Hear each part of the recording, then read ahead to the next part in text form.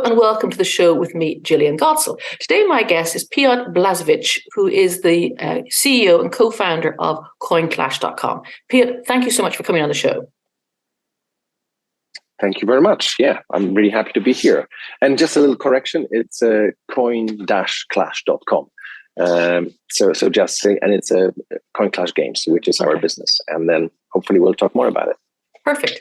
Okay, so tell me just a bit about your background. CoinClash is a gaming company. So tell me about how you got into this space and what type of gaming sector you're involved in specifically. Very good.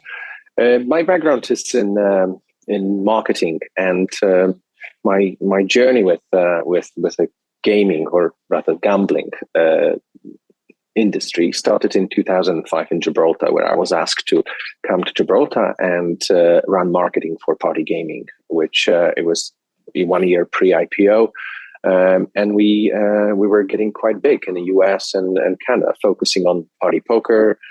Party poker was the main brand we were pushing through. So I was head of marketing. I was responsible for US, Canada, and then when the law has changed, I refocused on Europe.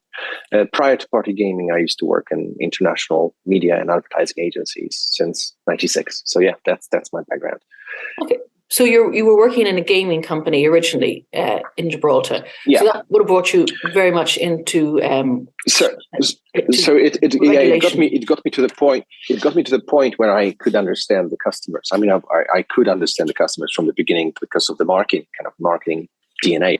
But this got me into gaming space, and then quite a few years after party gaming finished, I met my co-founder Matt Klotnick, who's a super brilliant techie who's based in Gibraltar, and we kind of started talking about what can we do, how can we do things, knowing our approach towards gaming and our approach. We were very clear about not being in a gambling space anymore. I had a journey with the gambling. Yeah, I had a journey with you gambling, understand regulation.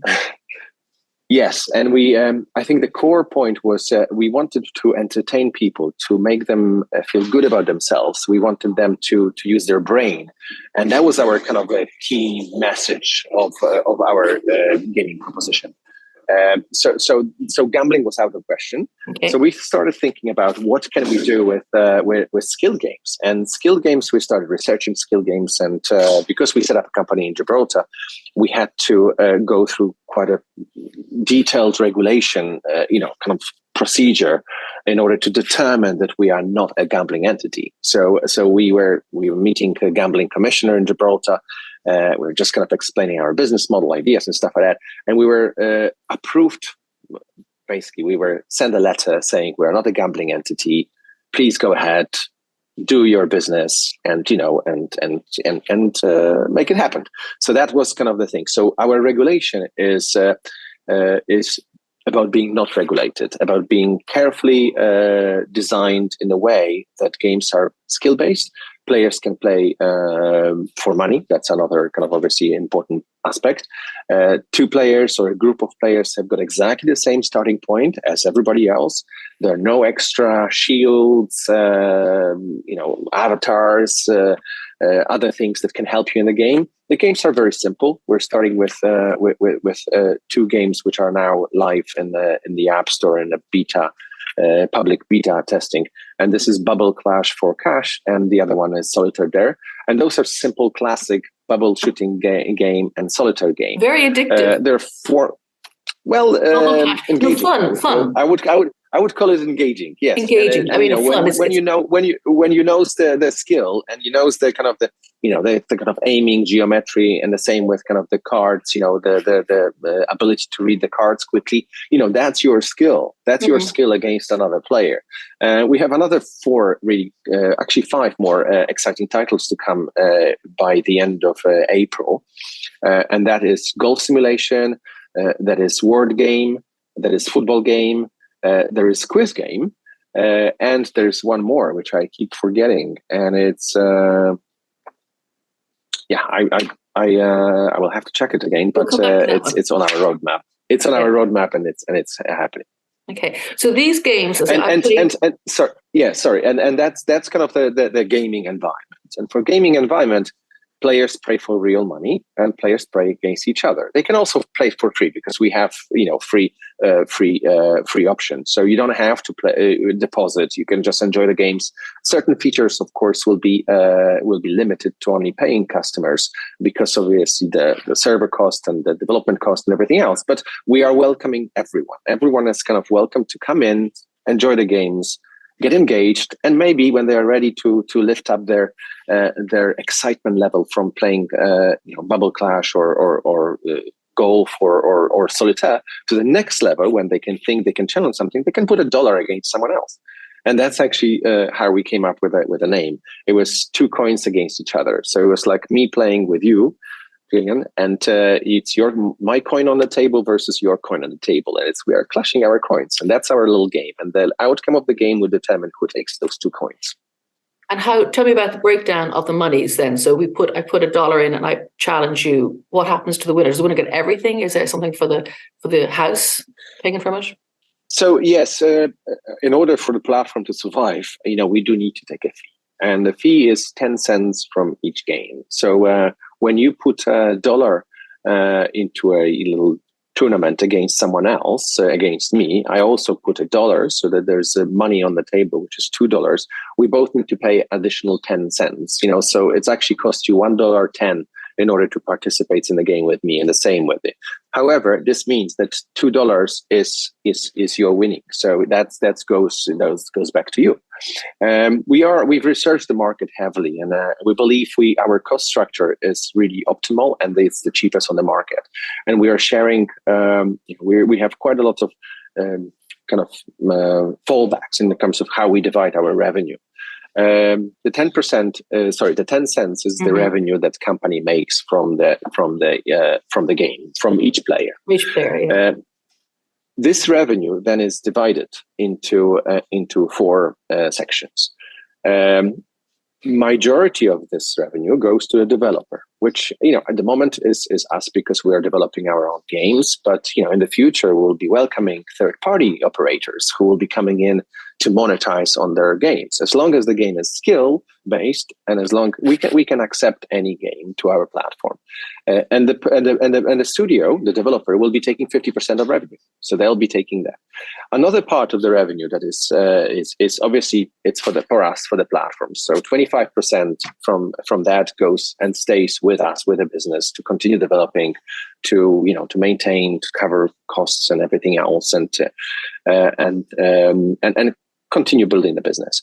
15% of this revenue, and that's an interesting aspect here, which we haven't mentioned earlier, but there is a crypto element in that. And that's the crypto element, which is super exciting for us, because when thinking about how to set up the business, how to do the business, we thought of there's always an issue with trust, and there's always an issue with transparency. Lots of companies, and when you play the games, you don't know whether you played with a player XYZ, either robot 1 or robot 2 or robot 3, and you sometimes are not aware, because there's no transparency for that. So we thought, how about we build it on the blockchain? So the blockchain that we created and we built as part of the business is actually a repository of our data. So that's all the gaming sessions are basically stored on the blockchain. Every single game session is a smart contract, which then kind of creates a footprint on the blockchain, and that's a kind of a super exciting part. So 15% of revenue goes back to the tokens, and anybody who buys our tokens will benefit from staking, and will get benefit and have direct access to the revenue that the company makes. And that's unheard of in regards to the kind of crypto industry and the blockchain space, because there are lots of projects. When you stake, you get coins, you get other aspects. But this is a blockchain technology, a perfect usage case of blockchain technology in a real money gaming space. So there's a real business real money, real customers, credit cards, deposits, debit cards, and this actually is linked to tokenomics, and the remaining 10% is used as a kind of a marketing, as a buyback program, because we will have a buyback program for our tokens, and that's something that is, so those are kind of 4 parts of the revenue share I just explained, and I think we can talk more in details, or I can share links where your listeners and viewers can look at. Yeah, so tell me a bit more about the tokenomics. Okay, on one hand, we have very straightforward, it's dollars, it's fiat currency, there's a 10 cent charge per player, and that sounds very cool. That's very upfront. But tell me a bit about the tokenomics and the crypto ends, which people may not know. They don't have to know about. They can play the games and wager in dollars, but if they want to understand what happens, customers actually they're not exposed to any of crypto aspect. They cannot deposit in crypto, well, at least this stage, and in the current kind of regulatory and and the market situation. But so the current customers are completely separated from the any kind of. If a keen customer is obviously can research and say, what was my game? Can I replay it? Can I see what was happening?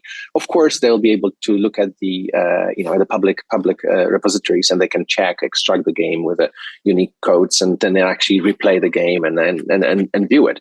But those will be for advanced. The crypto aspect of the business is more for the crypto community, for the investors. It's a way for us to also fund the business, because we can share more in that way.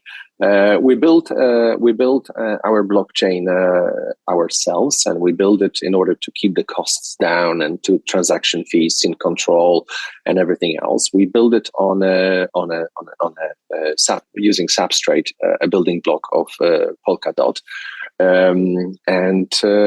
it was a complex process. It's all kind of working. It's linked. The game's been out in the public beta test for about 2 months. And anybody who purchased tokens from us is already seeing benefits on their accounts, on their token portal, with some small revenue already being allocated. And this will be live. This is not like we're gonna reconcile per month. When you buy tokens and when the tokens are directly connected and you have a certain percentage of tokens, there's the 15% of revenue flows towards all the token holders who are in existence. And the revenue is in staying. And the revenue is in dollars. Yeah, it's in dollars. Yeah, so you have your token. You have your tokens. Total number of tokens available will be 2.1 billion. We've limited to currently to 500. We put quite a stringent limitations on ourselves and the founders, who's getting coins and for what.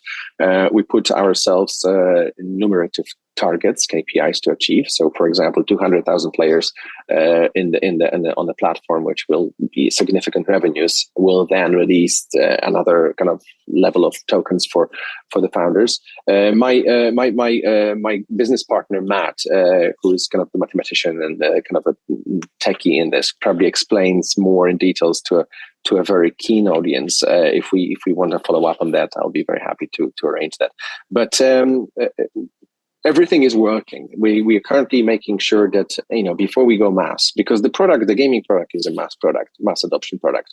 The token part of the product is actually, we think it's also a potentially mass adoption, but within crypto community, because it creates a very different tokenomics. It kind of connects two businesses together, and pays with real dollars. It doesn't create a staking where you get another token, which then creates another inflation of token values and those things. So we have tokens available, and they've been on sale for about a year. We have about $1 million worth of tokens that can be purchased.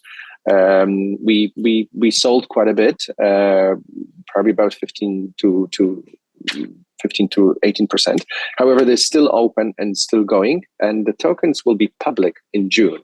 And why in June? Because June will be the first anniversary of the token purchase that happened. So, and because we are regulated in Gibraltar, that's another aspect I forgot to say. So while the gaming business doesn't require regulation because we operate in a very clean skill game category, the token sale and the whole aspect of our tokenomics is actually regulated by Gibraltar government, and we are part of that regime. We were approved for token sale, and anybody who puts money through us, into buys our tokens. Unlike some other, offerings around the world, which is kind of very anonymous and straightforward, we had to go through a little bit more of a process. You have to KYC. Identify yourself. So we need to do KYC. We need to do anti-money laundering checks and stuff like that. It takes a little bit, off in regards to the potential adaptation, but we feel that this is a secure and futuristic way of dealing with this space. We want our customers' money tokens to be safe, and as a result, we have to go through those aspects of regulation. Do you think that the two sides of the business are quite separate yet connected? Do you think that some of your players or non-crypto people will go, "Oh, this is interesting," and will purchase the tokens? Do you think that'll be a thing? We hope so. I mean, that's what we've been kind of we've been pushing ourselves to develop and to innovate in. Whoever we spoke to and who understands both sides of the business, kind of is really keen to come on board.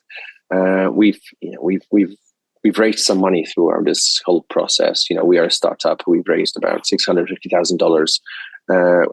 We sold about 15% of equity. So there are participants who are really keen on that. I think what we are now focusing on is the part of the token sales. So in order for the business now to really push and invest into customer acquisition, we need to fund ourselves with the token sales and share the benefits of this growth. Because I think the way it works, more revenue we generate, more revenue is to share with our token holders. And I don't think there is a project of that level, or that simplicity and complexity in the same time. Because actually, if you think about it, real money gaming business connected with a blockchain, simple. But we are actually doing what the blockchain industry have been pushing for. What is the real case of blockchain technology? Where can we use it in the real day-to-day life with governments, with public institutions, with partnership companies? Where is it that we can have a trustworthy database that is not manipulable, and it's just it's transparent, it's visible, and it's there for the community to manage. So there is an element of DAO, which was within ours, even though it's a centralized, blockchain. There is, the blockchain community will have a say on voting on new games, on new partnerships, on new token releases. So we put those things in place. So it's kind of a hybrid between DAO and centralized exchange. Blockchain. So do you think in the future you'll be encouraging other Web2 games, skill-based games, to come over to your platform, or will you be building yourself mostly? We will be encouraging other participants to come to the platform, Web2 game developers who've got cool games and they're struggling with monetization. So, for example, a company, a game that is downloaded a million times in App Store and is relying on in-app purchases on advertising, actually doesn't make such a huge revenues if you think about it. But if they can come in and they can monetize from their players through direct game for money, then it will create a significant revenue stream for those businesses. So we will encourage and work with, and our goal is to work with anyone with the biggest studios in the world, including EA or other big ones, because as long as the game is skill based, it's and players are starting from the same point, then we think we can adopt this game to our platform. That's exactly that. And the games will be pretty much, and we are aiming to be on multi-channel distribution. So it's not just going to be App Store or Android. We'll aim for PC games, we'll aim for consoles, download, no downloads, so web-based games. So it's all thing. The link in between will be that the customers need to register and deposit into coinclash.games. And coinclash.games will be the kind of this app store or portal where you can discover all the games, connect your wallet, your money, real money wallet, or deposit money into your money and withdraw, because I think that's also another amazing factor. Customers putting money into our business will also be expected, unlike social casino or social kind of games where it's one-way system.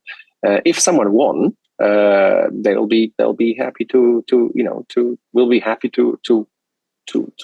give the withdrawal. And that's another thing which is kind of making us different from other businesses within the sector, the skill sector, because there is no other business that kind of connects those two things, we believe. But it's the customer service. Customer service will be the kind of the impact. So transparency is addressed through potentially seeing your game sessions on the blockchain. Mm-hmm. The money in, money out. That's another aspect which we want to do really smoothly and not like let customers wait for 90 days or 30 days to get their money back. If you have a request, 2-3 days, done. Like it's just if is that happening already? If you play it properly. On a small scale, yes, because remember we are still in a beta testing kind of environment. So we have a handful, number of players. We don't have huge players base yet, but we have about between 50 and 50 and 400 players engaging in those two games, and that's actually not too bad. And even with such a small number of players, we're already making some revenue. I mean, it's a small revenue, but we are already kind of making revenue, and this revenue is being shown in a token portal. All holders or any holder of the tokens is already seeing, like they made $30, in January. So that's actually, it's working. That's exciting. So the plan going forward, you got 5 games, and we'll put links in at the bottom of the video and podcast. 5 games. You're welcoming Web 2 and presumably Web 3 games, skill games, to come onto your platform to take advantage of the connection, the earning, and then the tokens. And what else is happening in the roadmap for this year now, 2023? You're going live in when is the the roadmap for and I'll be kind of I'll do a little dotted separation between those two roadmaps, but. Although everything is one, because it's a one company and one focus, and one supports the other one. We've spent 2022 on really hard work and developing. We have 10 developers in India. We've been focusing on game designs, on adaptation, on testing and everything else. So 2022 was a heavy year for us because it was especially heavy year for me, because I'm not a techie. So I was only exposed to what was happening rather than building those technologies. But we build the platform, we build the games, and we are now focusing on launching them. So 2023 will be about putting the games out to the public. As I said, we're going to have about 7 games by the end of April. 2023, in the upcoming 3 to 7 months, is also a year of engaging crypto community and getting them on board with our project, because our ability to sell our tokens allows us to obviously invest in technology, invest in marketing, and push the games and the revenue up. So it's also benefit both parties. So that's kind of the focus. We're gonna kind of put a little bit break after 7 games because we want to make sure that those games really perform well. So another aspect of what's going to happen this year will be optimization, new features within the existing games, because I think with the genres that we are covering and the game types we're going to have access possibly 80% of community in terms of the heavy players. I mean, a funny fact, the most played games on the App Store is Candy Crush, Bubble Clash, and there was one more, like I said, so 80% of people games played are on those kind of three titles, and solitaire, sorry. Okay. So that's kind of a very interesting aspect. So with our basic products offering, I think we're covering quite a bit of market. And then we have really cool game, which is the golf simulation game, where you will be playing 1 versus 1 on the golf course, one hole versus 1 hole. So not the whole 18 kind of a thing, because the concept of our games, it's a kind of a coffee break, it's a mental break, it's obviously for those who smoke, it's a cigarette break kind of equivalent, but we want to stay away from the unhealthy habits. But still, I think it's about you stepping out from your computer, from your work, and having a 5-minute game, and just actually feeling good about it. You achieve something, you beat someone, feels good. Okay, let's go back to work. So it's about short engagement and relevant engagement. It's not about kind of immersive gaming when you play a strategy game for 8 hours and you're disappearing for your partners, mothers, fathers, wives, husbands, and stuff like that. It's about short and we want customers to come back. We want them to come back, 4 or 5 times a day, but not for an hour at a time. Of course, when you really have an hour and and want to play some tournaments and climb up, yeah, sure, spend it with us. But it's not necessary. It's about casual, skill-based gaming. And we will optimize the experience for customers. So this is kind of the key part of this thing, and to deliver really good KPIs and learn from KPIs. And I think again, we think we are in the right place and we know what we are doing, but we are open for learning. I mean, that will be a huge learning path for us in terms of learning from customer behavior, learning from both industries in terms of how they emerge into one. And really delivering a great product, great platform, and hopefully great returns to anybody who wants to come along on the journey. I suppose when you're developing a first, it is a learning curve, because you're creating the new first. It hasn't been done before. Exactly, but we are not first in a skill game category. There's some kind of big players around them, so we're hopefully to challenge them at some point. But I think what we did here, it's we addressed the challenges that we see them having, and I think we addressed it in a really good way. We started building it about a year ago. So the company was founded in November 2021. We had spent 2022, as I mentioned, on development, and 2023 will be about learning, launching, generating significant revenues, and then seeing what's going to happen next. So as I said, we're going to put a little stop after 7 games to kind of really build the base of our business. And with great stories and case studies, we'll be able to show it to third-party developers. And the goal is to onboard anybody who wants to have their game on our platform, and that will be quite a big interest from that perspective. So tell me, where can people find you if they want to download the games and find out more, buy tokens, get involved? Yes. So as I was gently stepping in the introduction, you've mentioned the overall business has got 2 sides of it. One is the gaming side, the gaming portal.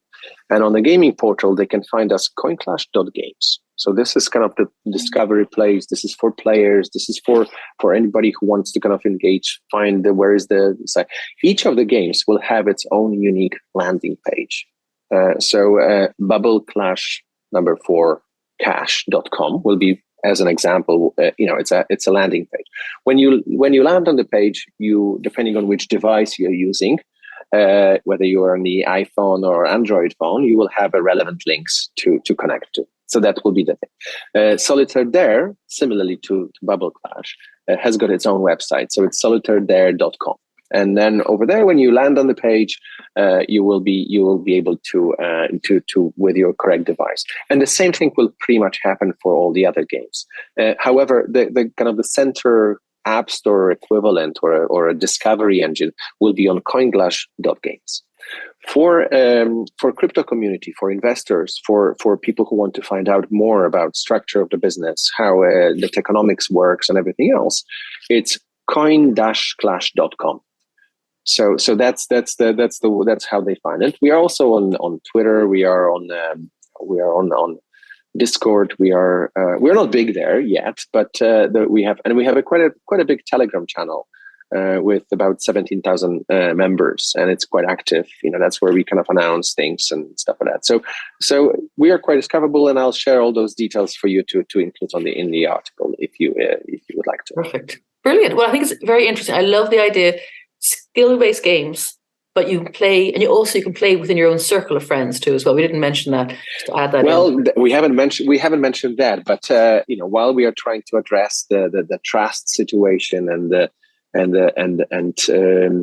which we addressed through blockchain, we also addressed reluctance in some cases of people playing because they don't know who they are playing, and the result might not always be in their favor. So we created something unique, which is basically a friend circle or secure circles where we can invite you, for example, can invite me to play with you. Mm-hmm. Unlike any other product or an app where you invite them to join the app. Sorry. I'm inviting you to play games with me, and we can challenge each other. And the quiz game, that's the 7th one, which I think I forgot. All right, excellent. Quiz game will be a fantastic equivalent of pub quiz or a family quiz night or something else. When you can invite and play with your 10, 15, 20 family members, and you can have a Tuesday 8 p.m. quiz session.